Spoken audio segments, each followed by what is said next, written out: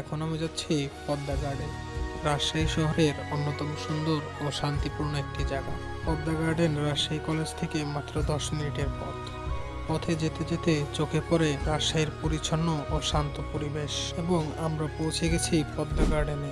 সামনে বিশাল পদ্মা নদী, বাতাসে ঠান্ডা শীতল স্পর্শ, আর চারদিকে সবুজ আর মানুষের হাঁটা চলা। এই জায়গায় সন্ধ্যায় প্রচুর মানুষ আসে। কেউ আসে প্রিয়জনের সঙ্গে সময় কাটাতে, কেউ বা একা বসে নদীর দিকে তাকিয়ে নিজের ভাবনায় ডুবে যায়। আর এখানে চায়ের দোকানগুলো বেশ জমজমাট। পদ্মা গার্ডেন বা পদ্মা পাড়ের ইতিহাস অনেক পুরনো।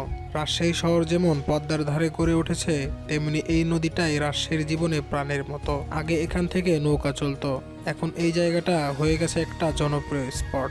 পদ্মা গার্ডেন, যা স্থায়ীভাবে অনেকেই পদ্মা পাড়, লালন শাহ পার্ক বা নদীর পাড় বলেও চেনে। এটি মূলত পদ্মা নদীর তীরবর্তী একটি খোলা উদ্যান, যেখানে গাছগাছালি, ছায়া দেওয়া বসার স্থান এবং নদীর ধারে হেঁটে বেড়ানোর জন্য ওয়াকওয়ে রয়েছে।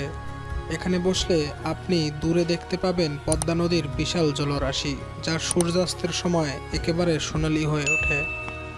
প্রকৃতির কাছাকাছি যেতে চাইলে, মনের শান্তি খুঁজতে চাইলে পদ্মা গার্ডেনে আসতে হবে। এই ছিল আজকের পদ্মা গার্ডেনের অভিজ্ঞতা।